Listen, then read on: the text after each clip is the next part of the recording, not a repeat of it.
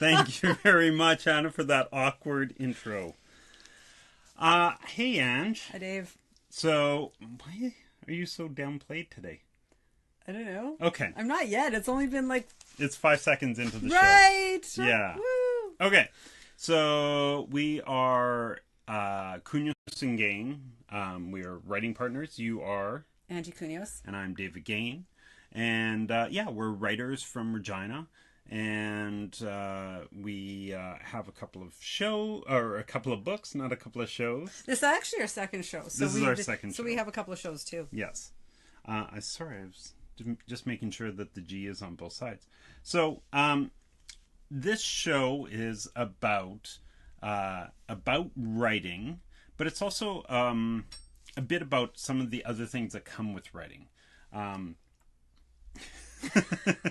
Yes. It's there's collaboration, partnerships, motivation, dealing with writing blocks or blocks in our life and stuff like that.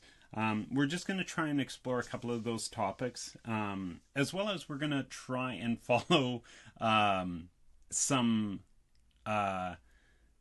questions that people send to us as well, right? Yes. So, but before we get into Such that... a definitive yes. I know, that's great. Is it? I don't know. We've decided we're going to also, focus on getting some food and drink into the show. Yes. From Saskatchewan, right? Yes. We are from Regina, Saskatchewan, if you don't know who we are. If you've never met us or ran into us in a coffee shop while we're writing. So... what we're drinking is delicious. Yes. What is it? It's this is your pick, right? Yeah, it is my pick. It's really cold out. If anyone is living here, we should all just... It's only minus 20 out. Collectively get up Celsius. And move away. Only. Okay, but I don't know what is with the wind chill. I don't know. Okay. But it's still minus... anything minus more than 20 minus plus 15 wind chill. is miserable. And the window's right there. It's okay if it's once, but it's weeks. So I was like, how about hot cocoa days? So we have this delicious hot cocoa. It comes in this jar. And it's from It actually came in the jar like that? Oh, okay. Yeah. Okay, and who's it from? It's from Nosh Artisan Edibles. I hope I said that right. And Holly Laird has the stand, and it's at the Regina Farmers Market, and it's delicious. And it's vegan. Oh, I hope organic. Gluten-free. It's got coconut sugar and Ecuadorian organic cocoa and some other delicious things. Sorry, Holly. But it's really good. If you have a chance and you want something that isn't, packaged from Safeway and is handmade, this is the stuff. So we're enjoying it on this cold day. And we'll put a link to her. You have an Instagram of her? Yeah. No, we have a Facebook of hers. We have a Facebook so we'll of hers Facebook too. Or put a link to her Facebook page. Cheers, Holly. Just underneath. Thank you. Not that... this is something you bought, right? Yeah. This is not a paid endorsement. endorsement. Oh, no. Right? I bought this in December at the Christmas market, and I've been enjoying it. It's delicious. Okay. No, this was not. This was it's a good day for cocoa. Oh, by the way, my friend Holly made it. Awesome. Okay. So this is week 2 of this show. We're hoping to do 13 episodes. Well, the plan when I pitched it to you was I want 13 episodes, but I'm hoping to keep on going as long as possible, at least until maybe summer break or whatever. Sure.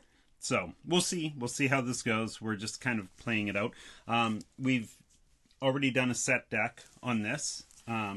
This is different than last week. Different from last week. I don't think you can see the mic in the shot. Can you see the mic in the shot? Okay, well, don't wreck it. But we have a new mic, so we'll see if that helps the show along. And we got a nice response from the first show. So it was, just to be a little bit, it was a raw show because we weren't exactly, we didn't know what we were doing. If you watched the first show, we were crooked and we readjusteed halfway. Right during the show, just as we started out the show. Said inappropriate things. It was a show, let me tell you. But it was a test run. And it was great. It was good practice. Yeah, we've learned. We've got a structure now to the show. We've got some. We've got a floor director here. She's making gestures at us, and we have no clue what she means by it. She's listening to our sound, so if the sound is bad, then we blame her. But she's the one who turned on the show, everything like that. Yes. So we had our show last Sunday, and then on Tuesday I got home from work, and in my mailbox was this bag. And I was like, what? And it says Counios and Gane, talk show prompts for when you have 8 minutes left live. Because we had a bit of a problem last week where we didn't have... we kind of paused. Yeah, we're like, oh, there's 8 minutes left. And then we filled it in. We were what? surprised how quickly time went by. So I don't want to wiggle this around a lot because it's crinkly and noisy, apparently, with our new microphone. Well, that's fine. But it's full of like... What is it? ARSM? ASMR. ASMR. So if you are into that and you like the crinkly sound of plastic, then enjoy the show. So it's full of suggestions, and it was in my mailbox, which is super awesome and a little bit creepy. But like, okay, let's... I don't know who it's from. Yeah, we don't know who it is from. Thank you very much Thank you for watching the show and helping us. Yeah, we really appreciate it. Really, all we know is that, I don't know, like... Red pen. Detectives. Male, female writing. Feels like girl writing that's kind of... A girl would write this who would say, I don't have girl writing. Okay. Does that make sense? But we could be generalizing. It could be a guy. I know. So, and so we're trying to figure out how to integrate it into the show. We also have, a long time ago, we were doing a lot of book talks, and we were trying to figure out how to engage with the audience and everything like that. So we created the Magic Satchel, which people who have taken my class with me know that I use the Magic Satchel as a way to get discussions and questions. And it was full of questions as well. Like, still is full of lots of questions. So I was thinking we could put those in there. These in here. Cool. But the only thing I don't like is that these questions are really big, so we're going to have to like dig down for these questions as well. Right? Do you want to do that? Why not? Okay, and so if you guys have ideas, thoughts about when we should answer these questions, if it's really only when we have 8 minutes left in the show, or we answer one right at the top of the show or at the end of the show. Hey, if our stage, whatever, what is it? What I call you? Floor manager. If our floor manager sees anything coming up on the screen, she can let us know if you're responding to it. Do you see stuff? Yeah. Is there feedback coming up? Not right now. Okay. So we're on our own right now on this show. Well, no, you have 2 viewers. Oh, okay. Nice. Thank you, 2 viewers. And so, yeah, we'll, what do you want to do? Do you want to put them in there? Yeah. We'll add them to the Magic Satchel? Yeah. Okay.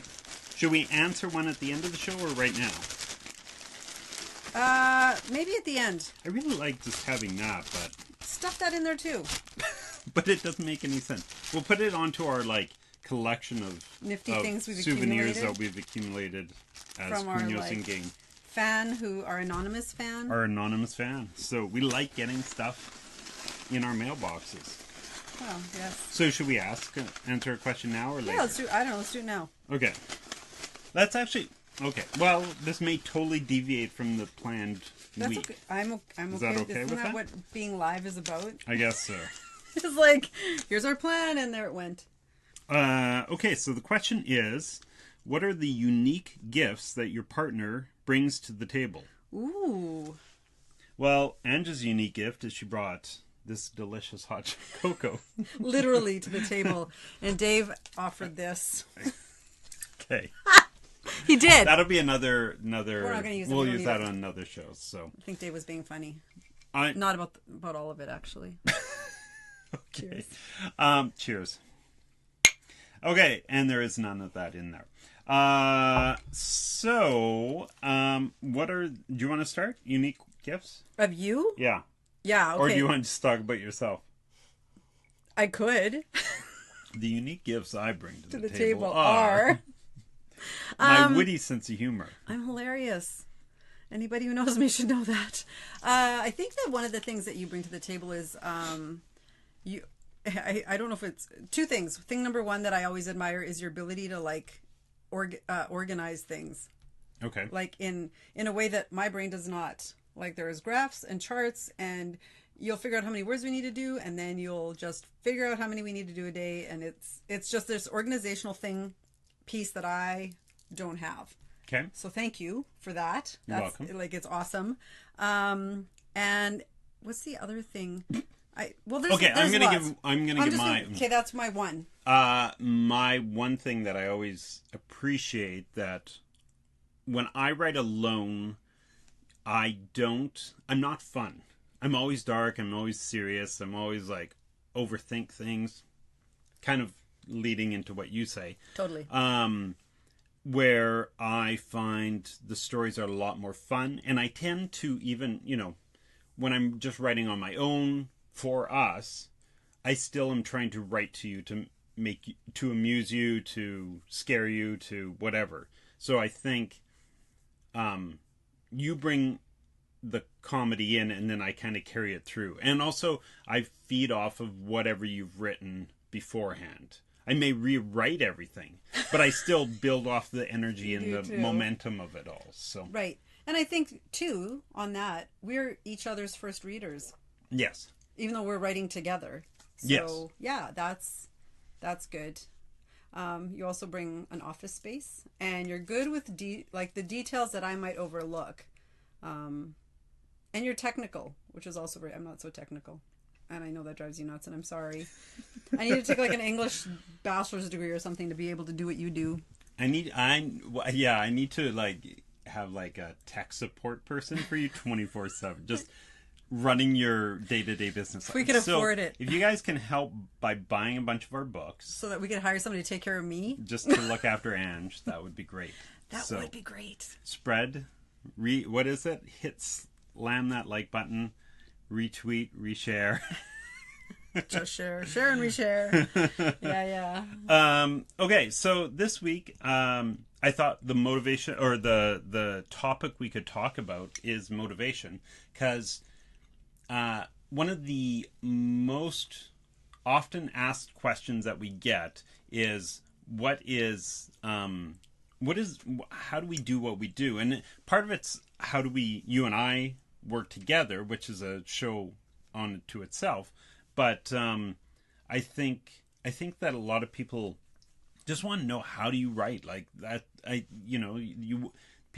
lot of people have the ideas and the desire to write, but not many people do the actual sitting down and writing it. And I think there's also the people who write it but don't then take it to the next step or whatever like that. So well, as you were talking, I was like thinking, and I think that the first, like, our unique gifts that we bring to the table, and in terms of motivation, is that we're kind of like each other's gym buddy.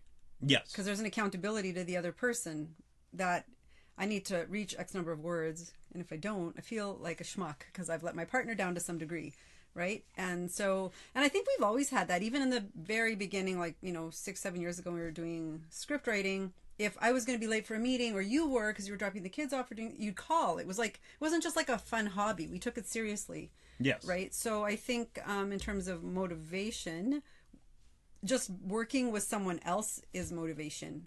I think that's a huge thing. Although, you know when I'm online and when I'm not, and when I'm working and when I'm not. And there's slumps, there's slumps. What sort of slumps? Slumps, not schlumps. I don't know what schlumps is. It's like a schlep and a slump all together. So I think, and that's how I feel when I'm not successful. So I think, I'm serious. I'm laughing, but I'm slump. Serious. I'm laughing, but I'm 100% serious. So I think having you makes me more motivated than I would be on my own, because I've been writing almost my whole life. They're just like stuffed away secretly somewhere, right? So the stories and the things, the thoughts. Well, and I think it's interesting because when I first brought this up to you, I asked you what makes you motivated and what stands in your way. What are the problems? What are your solutions? Right? And you immediately said, well, I don't really have a problem with motivation. And when it comes to writing, I think that's somewhat true for us. Like, we have our down days or whatever like that, but we're pretty consistent when it means showing up at the page. We show up at the page. If this is what we want to do, we do it. But I think that when it comes to the early days, it took me a long time to get there. I used to write as a teenager, and then I didn't write for nearly 15 years. Like, I wrote, but not really, really well. And then I kind of got over that. And I always used to talk about writer's block, and I used to talk about writing, but not actually doing writing. But now, I always say that writer's block is BS. I agree with you. And it's not something I believe in. I believe it's more, and I've heard a lot of different things. Like the term writer's block didn't come into, and I think it's Seth Godin who talks about this, where he said writer's block wasn't a thing until the 1920s, 30s, somewhere in there, when the idea of like the popular novel came to fruition, and then everyone wanted to write it, but not everyone could write it, and then that's how the idea came about it. But for me, the idea of what held me back for those 15 years is just fear. That's all it is. And it's a lot of... Fear of what? Fear of failure, being made fun of, people criticizing the writing, and still that's going to happen. Like, I'm sure there's tons of people who've read our stuff and hate it and everything like that. No. We know that, like, we've seen reviews and stuff like that, right? For sure. That's a legitimate thing to be worried about your product. Yeah. And the thing that you create or build being taken seriously, for sure. Yeah. Yeah. But there's a lot of that, and I've been wanting to do something like a tweet, or like a tweet rant about this, or whatever it is, on the Counios and Gane page, where it's that I've been working out lately, and as the weights get heavier, I get more and more scared, because it's like I'm gonna fail, and until you fail, you don't know how you're gonna fail, right? So if I'm doing like a squat, and I've got the safety bars and all that kind of stuff, like I'm safe, right? But until I had a couple of failures under my belt, I wasn't sure what to expect from it. It was almost the unknown, right? And then I failed a couple of times. Now I'm like used to the failure, right? I just have a bad day, but the next day I know, okay, I'll show up again and I'll do it again. But so the failure isn't, I think there's such a negative connotation to failure. Mm-hmm. I just saw a video on Facebook with Will Smith, of all people, talking about how a failure is just a milestone, or a landmark of where you've gotten to, so that you're stretching your muscles so you can get to the next place, right? So we see it as like, yeah. And so, I think that there's this negative thing that surrounds the idea of failing, but it's actually not a bad thing. No. Right? No, and it was funny. Somebody said to me, well, I said I failed today or whatever when I was working out, and I forget the words that they used, but it was like, you didn't fail, and I'm like, no, I failed. Like, I didn't get my numbers, right? And that's fine. Yeah. Because tomorrow I'll show up and I'll do it again. And there's like I've got a thing on my wall that says just because you can't yet doesn't mean you won't later. Yeah. Right. Which is a really, I like that idea, right? Yeah, I may not get my numbers today.